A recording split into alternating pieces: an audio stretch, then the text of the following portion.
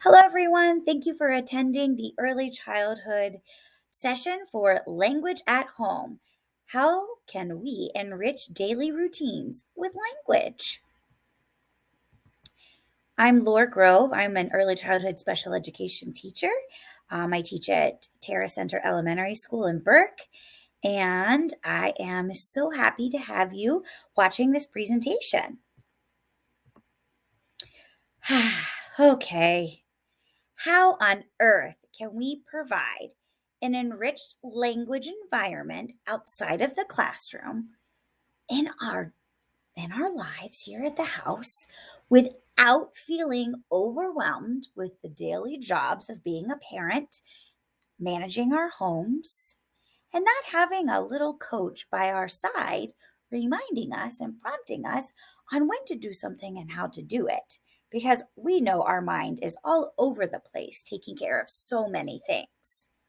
Well, I'm going to tell you that every teeny tiny moment matters with you and your child in the house. Okay, well, what does that mean, Miss Grove? Well, we are models. We know that. We are models for so many different things, and our children do look up to us.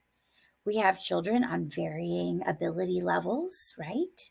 However, we still need to be their role model for language and communication.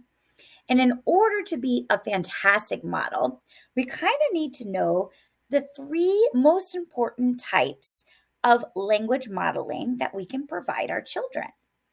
One of which is self talk, another is parallel talk, and the third is repetition and extension. Okay, what are those different things, Miss Grove? Well, let me tell you. Self talk is literally saying what you, as the adult, are doing. Perhaps I am cutting up chicken nuggets on the plate that's in front of my child. I'm going to say, wow, look, mommy's cutting your nuggets. I'm cutting them into little rectangles so that you can dip in your ketchup. Yummy. I cut your nuggets. That's self talk. You are just talking about everything you're doing. I know it sounds silly. And the first few times that you do it, you feel absolutely ridiculous, especially when you apply self talk out in the community. Perhaps you're walking around Walmart or Target. Self talk is the most wonderful time to apply in one of those shopping experiences, maybe even the grocery store. It feels ridiculous, but you are being a fantastic language model to your child. Now, the next one is parallel talk. Parallel talk is when you describe or narrate everything that your child is doing.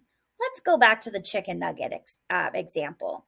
So you just cut the chicken nuggets, and your little one decides to pick up a chicken nugget in one hand and then the other hand. You would say, wow, look at you. You picked up a chicken nugget in both hands. You have one, two chicken nuggets. Uh-oh, they're getting closer to your mouth. Oh, you ate both chicken nuggets. Now your hands are empty.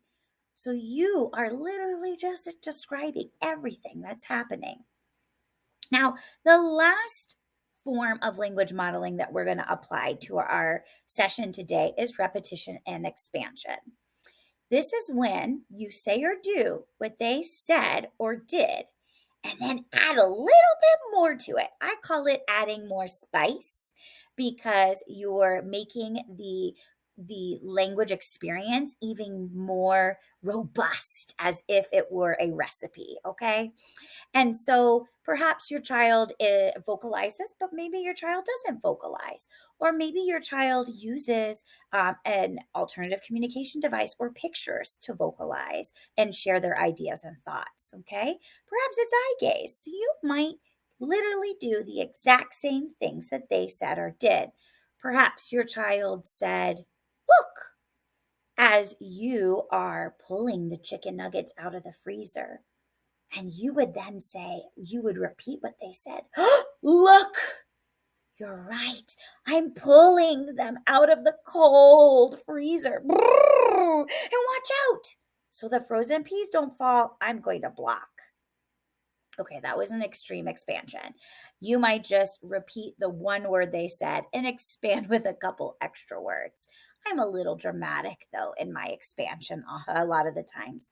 Perhaps you have a younger child or a really early learner, and in which you don't want to add too much vocabulary and you want to keep the words or the examples a little bit more simple for them. You know your child best, as well as working with your teachers, understanding cognitive levels and what their best abilities are, and the amount of language you should provide, as well as the types of vocabulary. Okay. But repetition and expansion is literally repeating what they did or said and then adding more to it. Okay. In just explaining all of this, you can see how much my mouth moved. Well, I call language modeling at home or talking with your child mouthercise. And this is mouthercise for the adult. So before you start, you might want to make sure that you are all nice and warmed up because you are talking nonstop. Okay. Some things to consider as you are engaging in your mouthercise, your self talk, parallel, repetition, and expansion with your child is, what does your affect or your face look like? How are your emotions matching that moment or that language connection you're having with your child? Okay. If you have a flat affect because you are super tired and your brain and your heart's not in the moment, maybe it's not the right time to engage in one of these language modeling sessions, okay? Maybe you model what to do and some strategies for when you're feeling tired, okay? Consider how you use your body language, okay? How intrusive you are or not. Consider what visual supports you might need to include while interacting with your child. Do you need their pictures? Do you need to make sure you're using gestures so that you are pointing and including joint attention with them? Do you need to use sign language? Are they a signer? Do you need to make sure your volume of voice is louder or softer for either hearing sensitivities or hearing impairments? Do you need to increase or decrease your proximity to your child? Okay. And of course, if your child uses an AAC device, this should be absolutely included in your language modeling. Okay, so great stuff about language. Now, Miss Grove, how are we going to use this within our home environment? Well, with daily routines. We all have many different routines that we literally do with our eyes closed almost. And the reason that we like to pick routines as a starting point for language modeling is because as a parent, you can go through those routines rotely. You could close your eyes and complete a routine. Okay. So then it should ideally make it easier for just plopping in some of that language modeling into that routine. So, when we look at what a routine is, they are activities we complete on a frequent basis. They might involve multiple steps that are performed in sequence or specific orders. Routines become predictable. This is another fantastic reason why routines are great for language modeling. Your child knows that you are going to perform a certain amount of steps. Okay, you've practiced them, you do them with your child. There's already a moment of connection that you have with your child. So, this is a perfect opportunity to include language. What are some of those types of routines? Maybe you're having a brain fart right now and can't think of it. Here's some examples. Mealtime. Perhaps in your home, you always make the meal in the kitchen. You always perhaps use a certain way to get the dishes, get the food, make the food, and then present the food. Maybe currently your little toddler loves to choose the plate for their food. Heaven forbid you get the wrong color, though. Another form of a routine is toileting. For toileting or diaper changing, whatever it might be, there's always a place. There's always supplies needed, right? And there's always parent adult support for diaper changing, toileting routines. And usually there's some sort of washing or cleaning. Then there's dressing. Well, as much as our little infants, toddlers, and preschoolers would love to be naked all day long, unfortunately, we do have to conform with society and clothe ourselves. So, there are also routines that you have to your unique family needs for dressing, okay?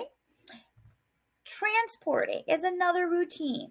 Transporting includes preparing to get ready to leave the home, the traveling away from the home, as well as coming back from the home or coming back from your traveling back to home.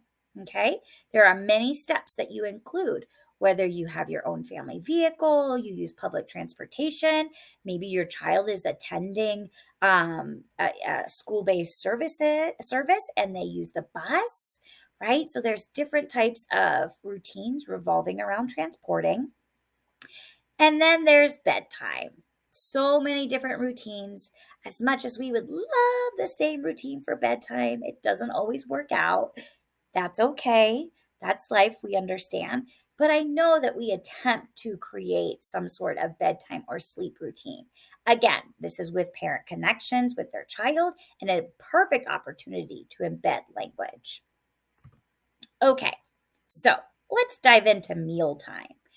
All right, logistically, if you are coming home, you are exhausted, you haven't eaten all day either, your affect is super flat and just really limited on your mental capability at the time. You need to consider, is mealtime tonight the best time for me to provide language modeling for my child? So I want you to think yay or nay. Is mealtime tonight it? Because guess what? You don't have to do language modeling 24/7. Okay. You always need to pick what's just right for you and what you are realistically able to accomplish in that day at that time. So perhaps mealtime is a perfect time for you tonight. We are going to include some language modeling. I need to consider, should I do it during preparation of the meal, getting supplies together, the cooking of the meal, eating of the meal, or during the cleanup of the meal, or during all of it? An example of self talk would be you describing exactly what you're doing. Let's think about chicken nuggets, okay? Perhaps you're narrating, your little one's in a high chair and can full on see you in the kitchen. You're going to narrate how you find the food, get the food together, and cook the food, okay? Now, at the same time, you could even provide parallel talk and describe what your child is doing. They're watching you, they're sitting in their high chair. Maybe they have some puffs that they're eating. So you can describe, ooh, you're using your fingers to pick up your puffs and put them in your mouth. Oh, you put them on your head. You silly kid. Puffs don't go on your head, they go in your mouth. Okay, so that could be parallel talk. Perhaps your child is actually helping you prepare. That might be an awesome fine motor activity for them to do with you, okay? As well as embedding the talking.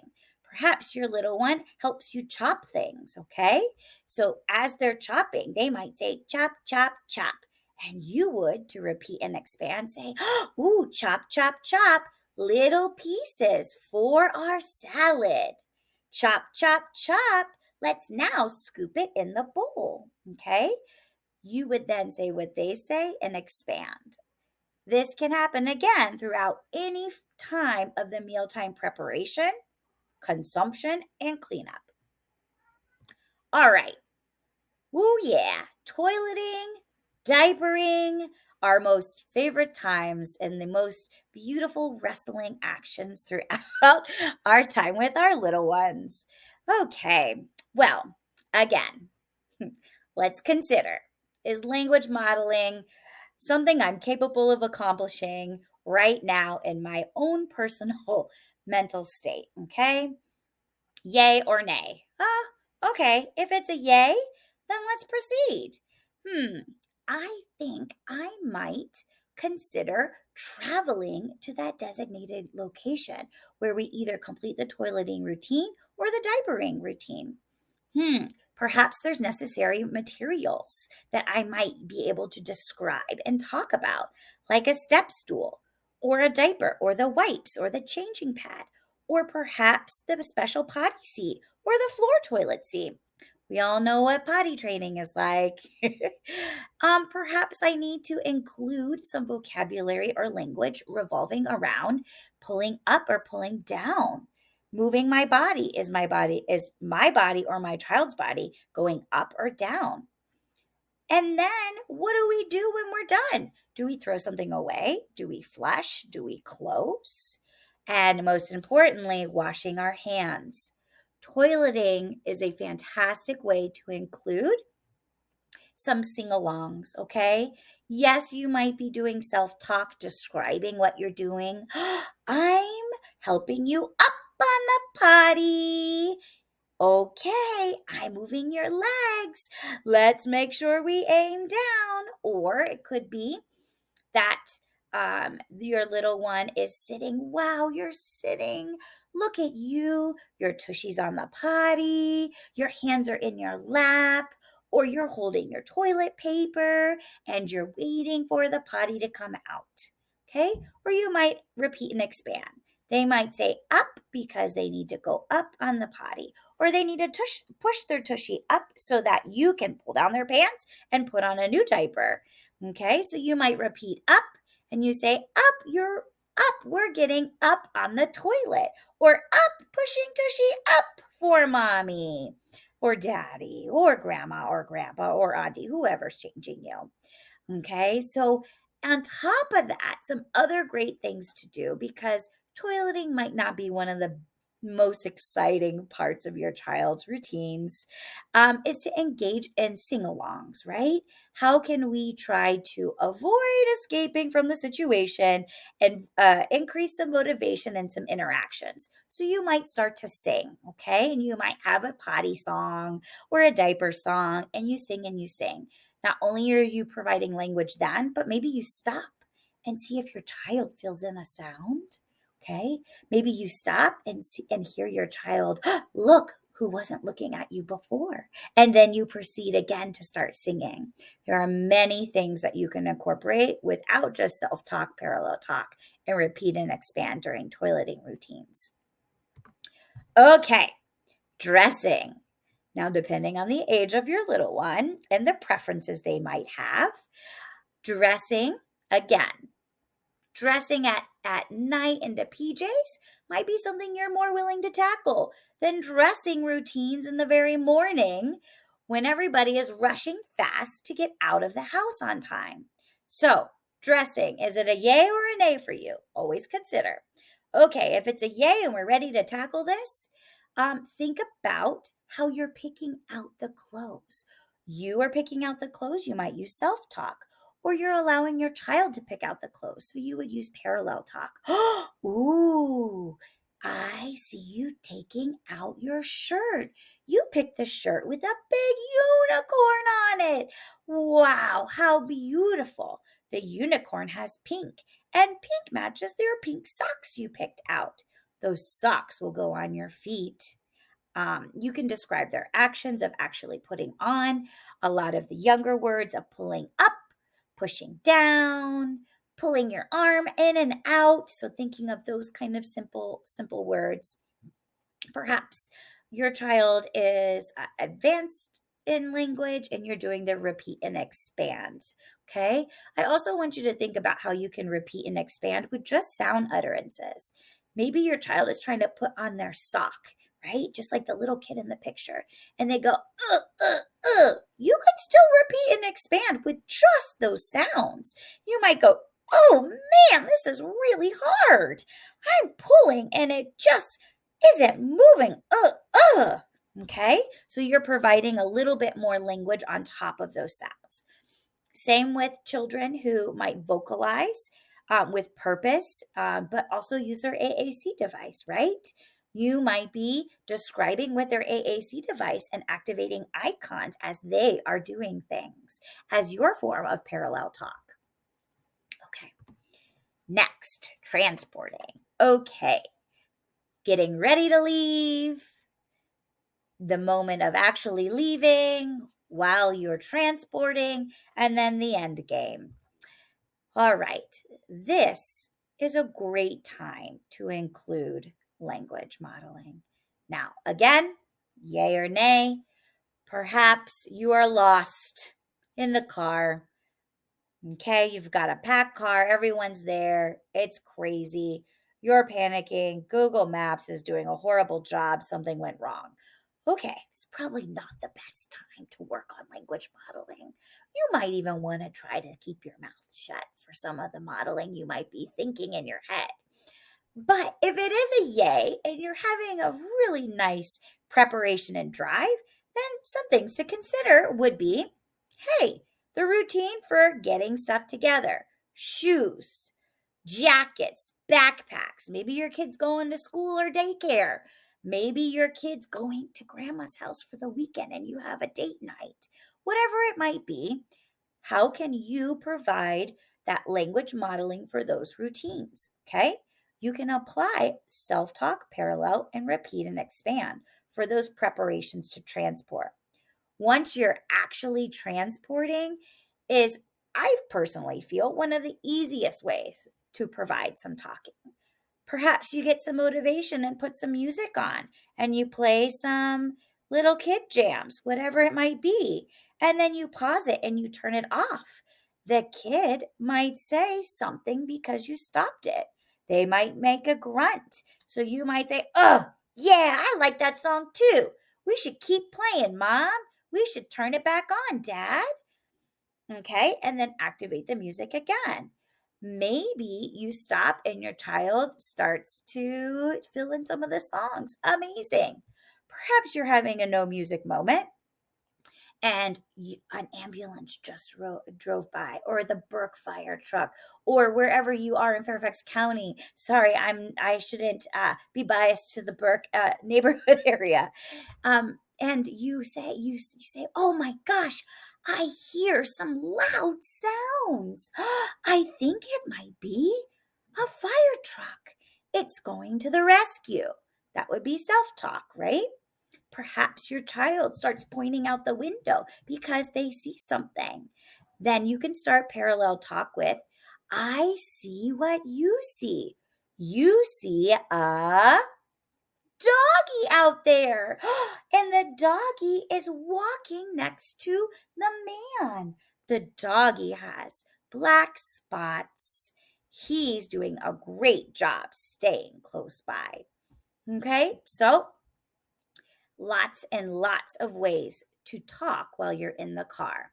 I must say that some of our tablet use in the car can actually prohibit that perfect opportunity to provide back and forth communication and language modeling as you're driving. Now, I'm not saying that you can't use it. Okay. I'm just saying that think about an opportunity for you to use that self talk, parallel, and repeat and expand while perhaps you're driving. Or if you're the passenger, you could do it while someone else is driving. Okay. All right. Now, bedtime. Again, we must consider, yay or nay, is this the best routine given my state right now as a parent, as well as this current day and time? If your child is sick or your child's primary needs aren't being met, this is not the time to work on language modeling. Okay. However, you still might use language modeling like self talk or parallel talk if your child's engaging in an evening bedtime routine tantrum. How common are those? So common.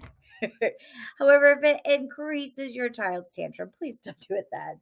Let them have the opportunity to calm down. However, if it might be appropriate to say, "Oh, we are getting ready for bedtime. I'm going to get my little one's clothes ready and the toothbrush ready, and I'm going to go to the bathroom." Even though they might be protesting, you can still self-talk what you're doing to get ready for the bedtime routine. Now, perhaps it's a perfect yay. Bedtime routine is going to be great. We're all sleepy and ready for this to happen. Some parts of the routine that you might want to include language modeling could be during the calm down steps of your routine. Do you do massages? Do you do lotions? Do you play quiet time music, a white noise machine?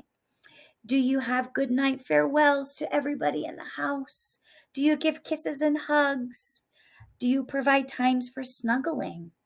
Do you read books with your little one before nighttime? Are there any special nighttime songs that you sing? There might be other family traditions that you do in which you can include self talk, parallel talk, repeat, and expand. I would consider, though, the volume of your voice during these routines, as you also want your little one to start to wind down. So, as you're doing your self talk and your parallel talk or your repeat and expand, consider slowing down your rate of speech and your volume of voice. You might even begin to whisper. All right, everyone. I really hope that you were able to find some ideas on how you might incorporate language throughout daily routines. Again, routines we can do with our eyes closed. So they should ideally allow us to provide some opportunities to embed language. What are you going to do to what are you going to start doing now that you know some ways to enrich your daily routines? I smell a little homework here. Remember, start small. You do not need to do every routine. Perhaps you do it on every routine, but you only do it for the first few steps. Or you only pick one routine. Okay? Start small and do what fits your capacity, given the moment and your child's readiness for learning. All right, everyone. Thank you so much. I hope you were able to get something out of this early childhood session. Feel free to email me at lmgrove@fcps.edu if you ever have any questions about language modeling and enriching your home environment.